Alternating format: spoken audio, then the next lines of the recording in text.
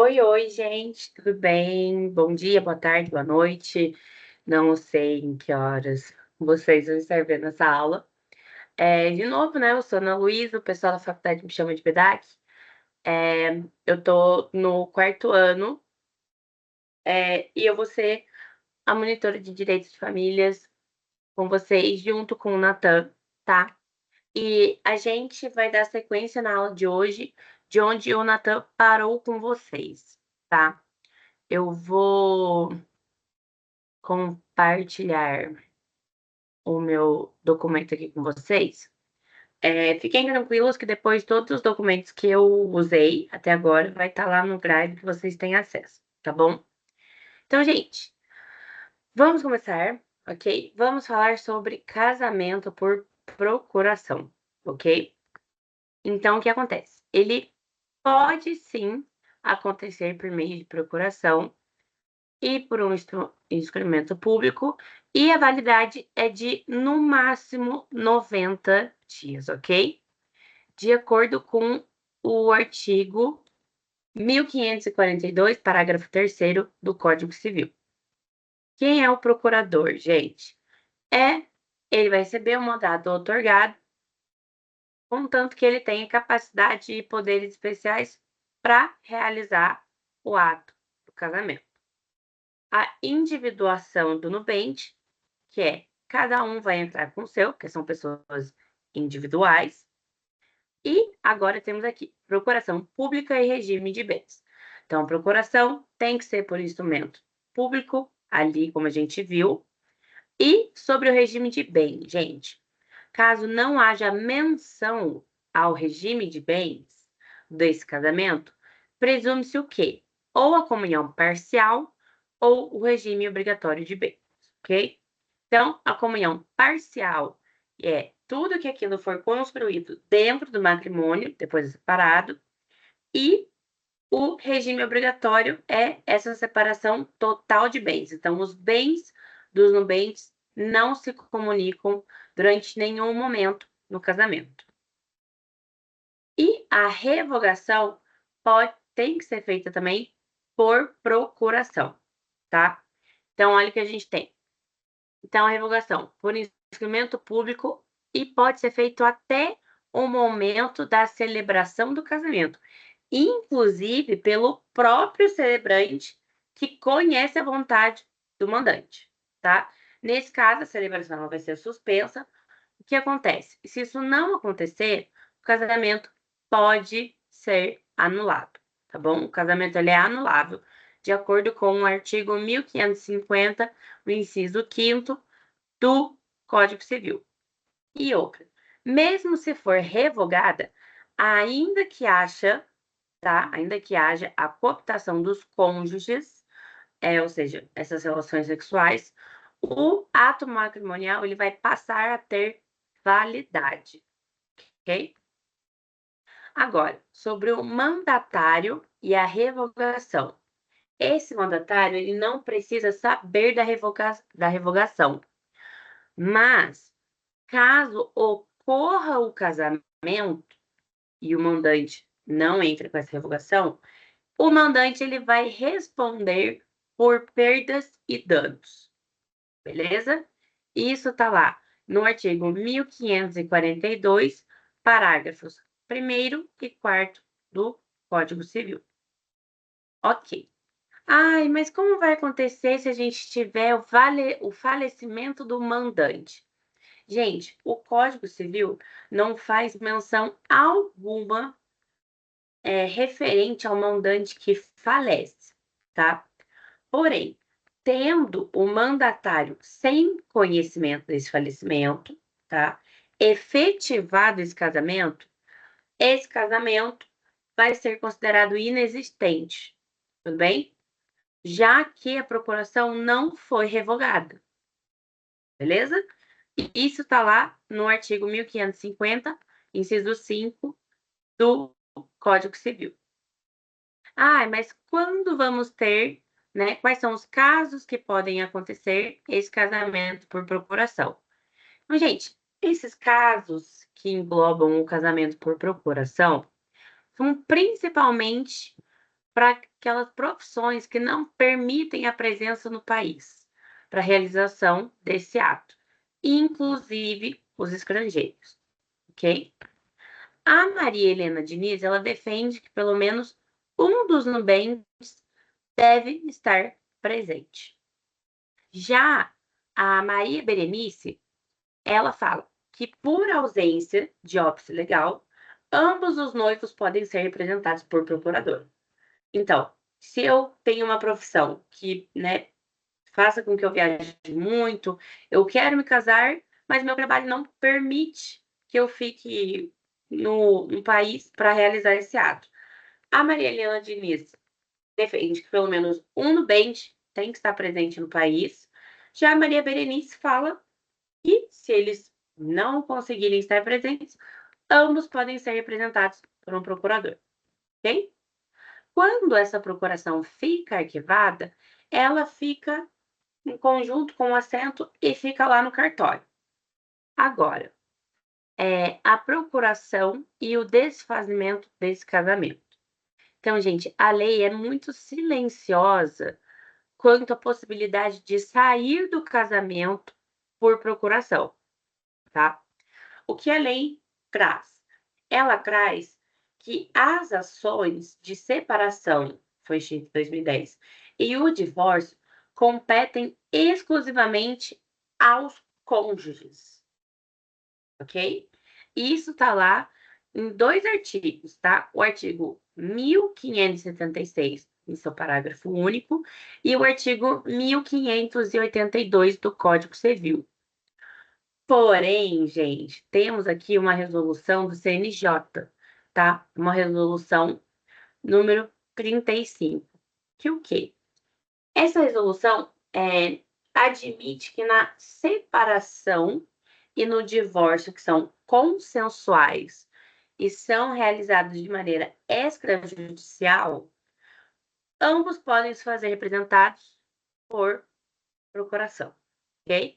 Podem ser representados por mandatários de escritura pública, tá? E o prazo de validade para essa representação por escritura pública tem um prazo de 30 dias, tá bom? Isso tá lá no artigo 733 do Código de Processo Civil. Tudo bem? Então, vamos lá. Gente, agora seguindo, a gente vai falar de casamento não culpativo, tá? Qual é o conceito desse casamento não culpativo? Gente, ele ocorre em caso de urgência, morte iminente. Por quê? Se eu tô morrendo e vou morrer rápido daqui a um mês ou uma semana, eu não vou ter tempo de cumprir todas essas formalidades legais. Por quê? Porque existe essa necessidade da obtenção dos efeitos civis do casamento. Então, tudo que a gente viu um pouco sobre os efeitos civis do casamento, a gente precisa disso, a gente tem necessidade disso. Então, em razão dessa urgência, não são cumpridas todas as formalidades. Um exemplo que a gente tem aqui é dignificação da esposa.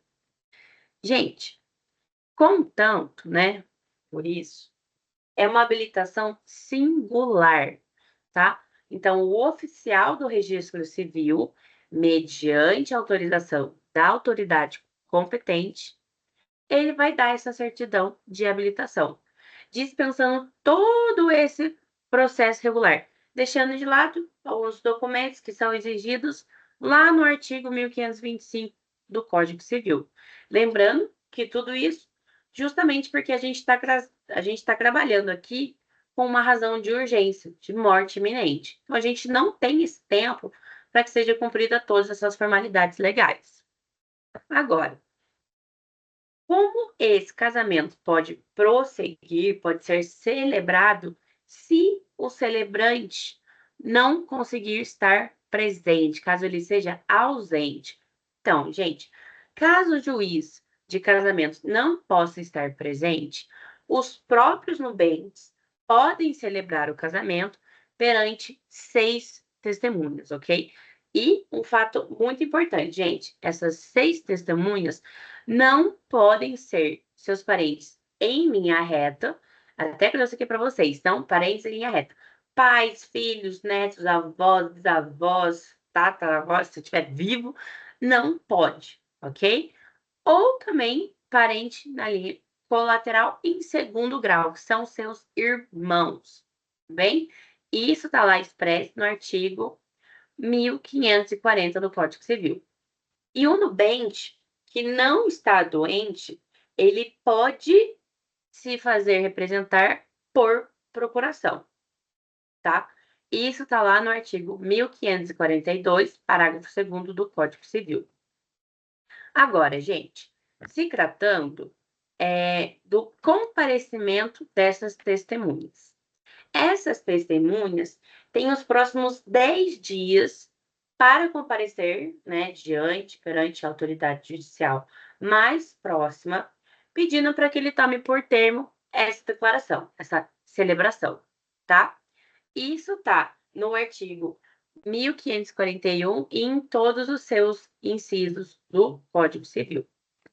Caso, gente, qualquer uma das testemunhas não compareça espontaneamente, o interessado pode requerer a intimação dessa testemunha. Então, intimar ela para ir lá e pedir isso para a autoridade judicial, tá? A Maria Berenice, ela traz um levantamento que é bem interessante. Acho que a gente fica pensando nisso também. Porque ela traz que é muito estranho o fato de a lei não exigir a ouvida do cônjuge que é sobrevivente. Porque, tudo bem, é um casamento não compatível. Então, tem um dos cônjuges com razão de emergência, com morte iminente, e o outro tá ali saudável. Tanto que a gente até tem, a gente falou disso agora, ó, no artigo 1542. O nubente que não tá doente, ele pode ser representado por procuração. Então, por que a lei não exige essa ouvida do cônjuge sobrevivente?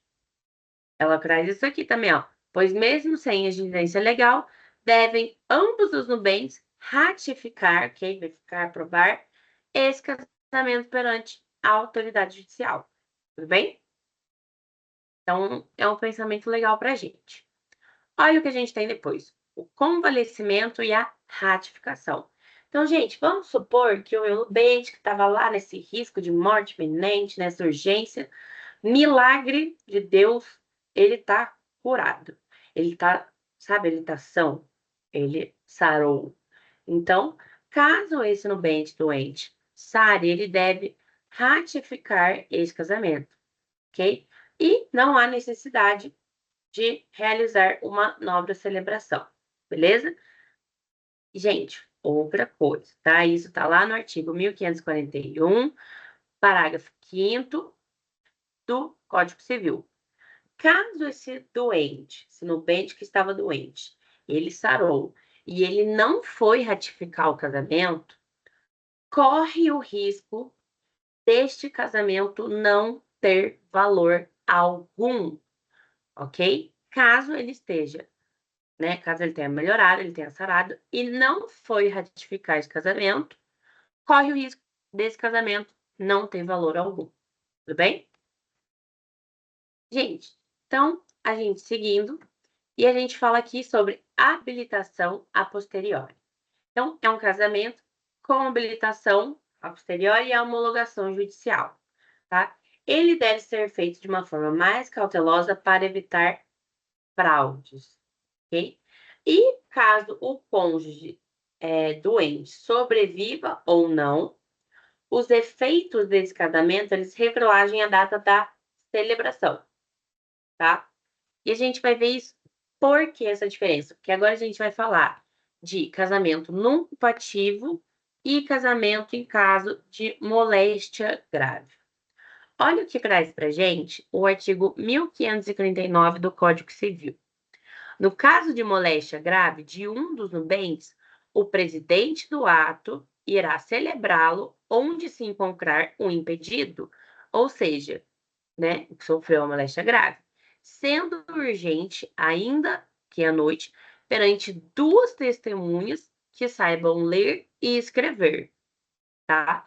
Então, olha aí, a gente já tem é essa diferença do processo dessa celebração de casamento entre o casamento não culpativo e o caso de moléstia grave. Lembra da diferença? O casamento não culpativo, a gente precisa de 6 testemunhas, tá? Que não podem ser parentes em linha reta ou colateral no segundo grau, e eles têm 10 dias para poder levar isso para a autoridade judicial. Caso, né, o celebrante não possa estar presente. Olha agora o que a gente tem no casamento em caso de moléstia grave.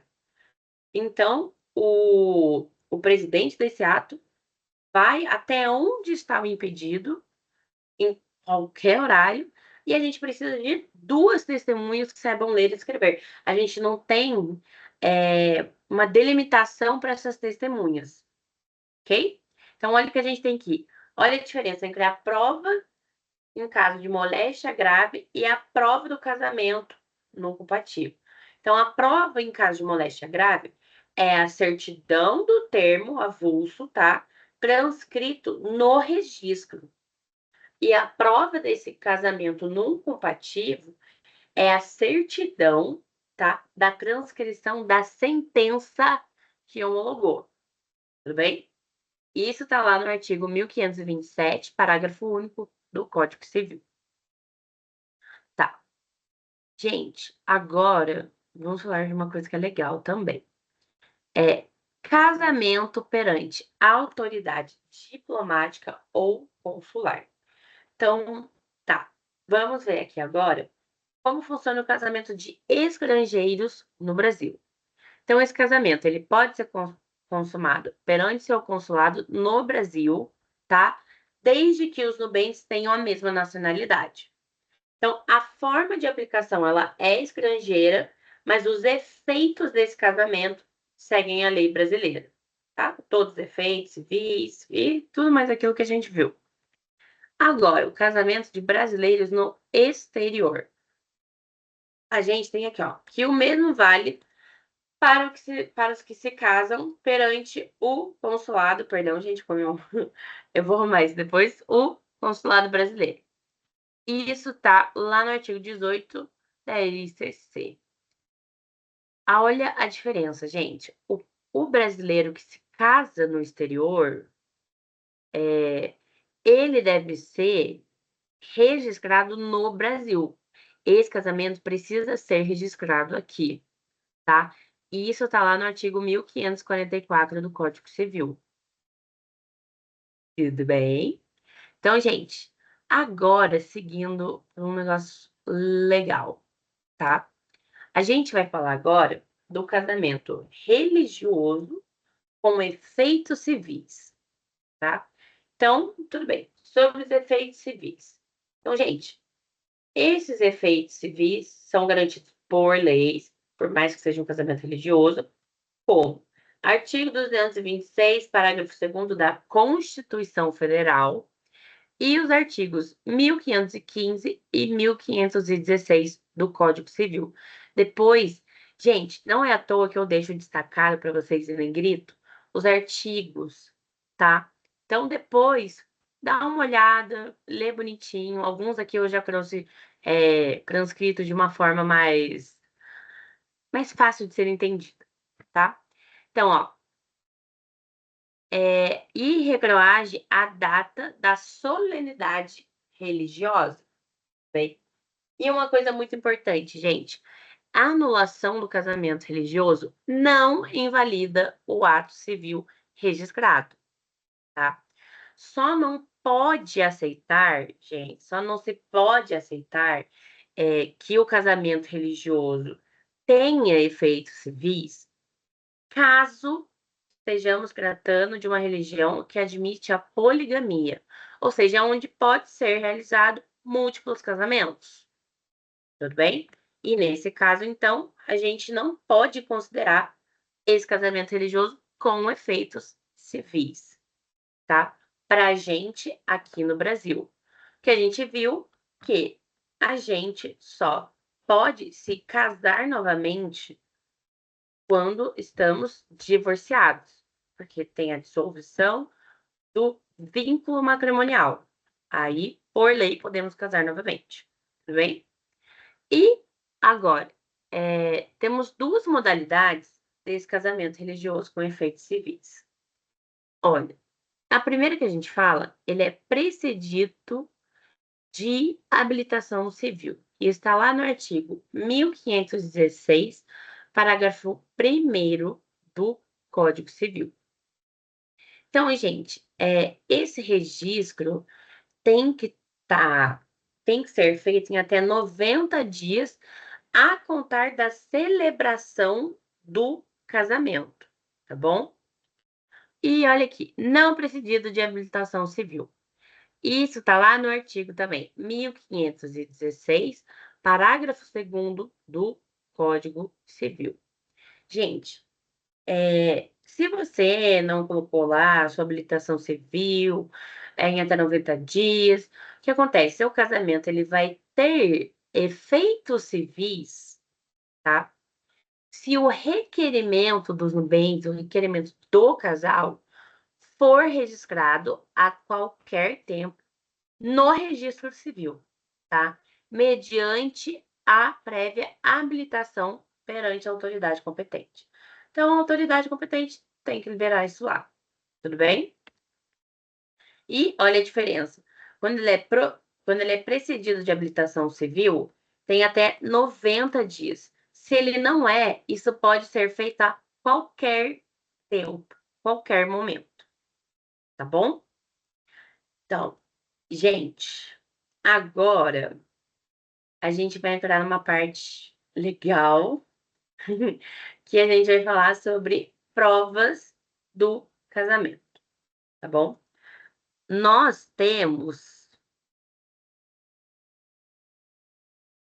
gente, dois tipos de provas de casamento, tá? Provas do casamento. As provas diretas e as provas indiretas. Gente, o que são? A gente tem dois tipos de provas diretas, tá?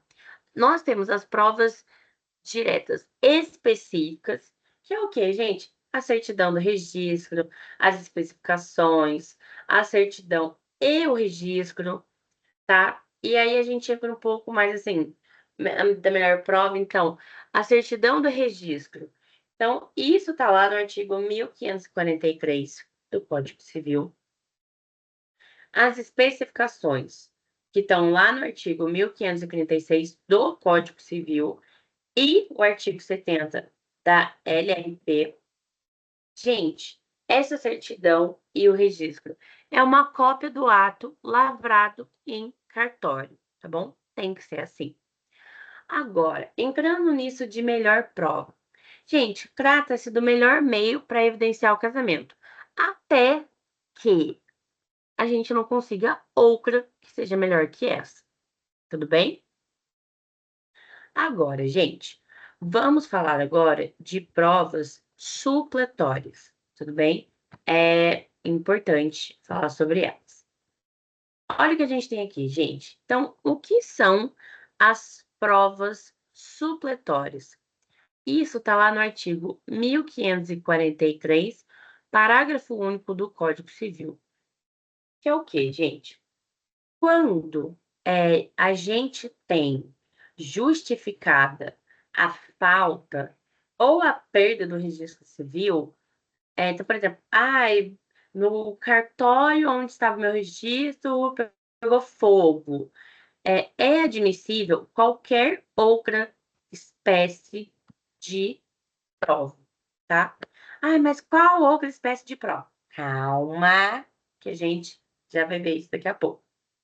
Então, gente, como a gente viu isso agora de prova supletória, que quando eu tiver justificada a falta ou a perda do registro, eu posso usar outra espécie de prova, então a gente tem que o quê? Que o registro não é a formalidade essencial para validar um casamento. Tudo bem? Então, agora, vamos falar sobre essas provas supletórias. Olha o que a gente tem, gente. Então, aqui, destruição ou falta de registro, como eu coloquei ali em cima no artigo 1543. Então, a gente tem as provas mais a justificação. Então, o quê? A justificação, né, para se fazer do uso dessas provas supletórias, elas têm que ser apresentadas, né, endereçadas ao juiz competente. E são 2 momentos que podemos utilizar, tá? A gente pode se fazer do uso dessas provas no momento em que se evidencia, a falta ou a perda desse registro, ou também um momento em que se permite trazer outros documentos que possam provar o ato nupcial. Tudo bem? Agora, gente, vamos falar de provas indiretas, beleza? Ok. Gente, quando a gente fala de prova indireta, a gente começa a falar de uma coisa que é legal. Essa parte de prova indireta é muito legal. Então, a primeira coisa que a gente vai tratar é sobre essa posse do estado de casados, que a gente chama de teoria da aparência. Que é muito engraçado como as coisas acontecem, né? Então, você tem que demonstrar, presume-se, né, casado a pessoa que age como tal. Então, se você leva uma vida, demonstra isso para a sociedade, que você tem uma vida, como cônjuge mesmo com outra pessoa, pronto, posse do estado de casado. Essa teoria da aparência. Então, presume-se casado quem age como tal. Olha os requisitos, gente. Então, a gente tem um homem, ou seja, a mulher deve usar o nome do marido, ambos devem se tratar ostensivamente como casados. E a fama, que é o quê? A sociedade deve reconhecer sua situação de cônjuge. Vem então, ai, perdeu o registro, perdeu tudo. Isso é um outro tipo de prova que podemos usar, que são as provas indiretas. Contanto, gente, a gente tem que ter cautela na utilização dessa prova, tá? Justamente por depender desse reconhecimento, tá? Muito entre aspas, por depender um pouco também desse reconhecimento da sociedade, temos que ter um pouco de cautela na utilização dessa prova, tá? Agora, sobre a celebração. Essas provas indiretas, elas só podem ser invocadas quando a celebração do casamento for passível de comprovação por outros modos que não o registro, tudo bem? E, do contrário, caso essa celebração não seja passível de ser comprovada por outros modos, tem a margem de fraude, gente, porque as características da união estável são as mesmas. E a gente vai ver mais ali que união estável e o casamento mesmo em si não são a mesma coisa, tá? Então, gente, quais são os casos que podemos usar? Então, a gente pode usar em caso de pessoas falecidas, dúvidas acerca do casamento, em benefício da prole e falhas no assento, ok? Vamos falar agora sobre pessoas falecidas. Então, gente, olha o artigo 1545 do Código Civil. Ele fala o quê? Que se aplica às pessoas já falecidas, tá? Ante a impossibilidade de se obter prova direta. A gente já viu o que é a prova direta. Então, registro, essas especificações que a gente falou de prova direta, certidão de nascimento, certidão de nascimento do filho, entendeu? Coisas assim. E o que acontece com a morte dos cônjuges, doença mental ou ausência, tudo bem? Agora, gente, em relação à proteção dos filhos, tá? É, só pode ser destruída, tá? Pela certidão que prove que um dos cônjuges já era casado quando concluiu o casamento impugnado, tá bom? Aí a gente não entra nesse assunto. Isso tá lá no artigo 1545, na segunda parte desse artigo, lá no Código Civil. E ela só pode ser suscitada pelos filhos, tá? Agora, o que a gente tem? Estado de fato de direito. Por ser um estado de fato, ele é considerado um estado de direito. Tudo bem? Dessas provas indiretas. Agora, gente, a gente tem aqui indúbio pro matrimônio.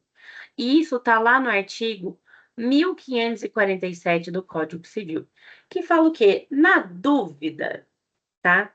Na dúvida entre as provas que são favoráveis e as provas que são desfavoráveis, as provas que são contrárias, inclina-se pela sua existência. Se olha a importância que a gente estava conversando sobre ter a cautela da utilização dessas provas, principalmente por envolver esse reconhecimento da sociedade. Então, a gente tem o indúbio pro matrimônio. Então, no caso de dúvida entre os prós e os contras, as provas favoráveis e contrárias, se houver a posse do estado de casado, se houver essa teoria da aparência, onde a sociedade reconhece e você também se porta como tal, se porta como uma pessoa casada, vai inclinar para a existência do casamento, se surgir a dúvida. Muito louco, né? Gente, agora olha aqui, ó. Retroação dos efeitos. Isso está lá no artigo 1546 do Código Civil. Então, os efeitos, eles retroagem a data do casamento, tá? E elas não valem simplesmente a partir do registro, tudo bem? Então, os registros, eles vão retroagir a data do casamento, tudo bem? Não a do registro. E aí, se o registro for extraviado, a gente pode usar a ação declaratória. Agora isso, processos perante o INSS, tá? Gente, o Washington de Barros Monteiro, ele fala que esses processos perante o INSS pode ser utilizado, tá, no processo de habilitação aos benefícios do seguro social. Porém, a gente precisa de uma justificação em juízo, tá? E também com a ciência do Ministério Público, do MP. E agora, gente, para a gente terminar essa parte aí de provas, tá bom? Provas do casamento, a gente fala sobre prova indireta e os defeitos, tá? A legislação, gente, não prevê expressamente essa situação de defeitos, tá?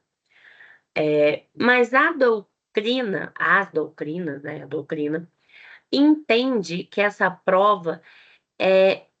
essas provas indiretas podem ser um elemento sanador de eventuais defeitos da forma que esse casamento foi celebrado. Tudo bem? Então, gente, por hoje, tá? Foi isso.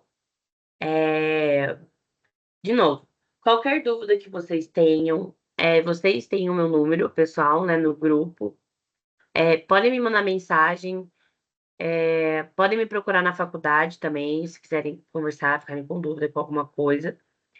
E é isso, gente. Muito obrigada por ter assistido a aula.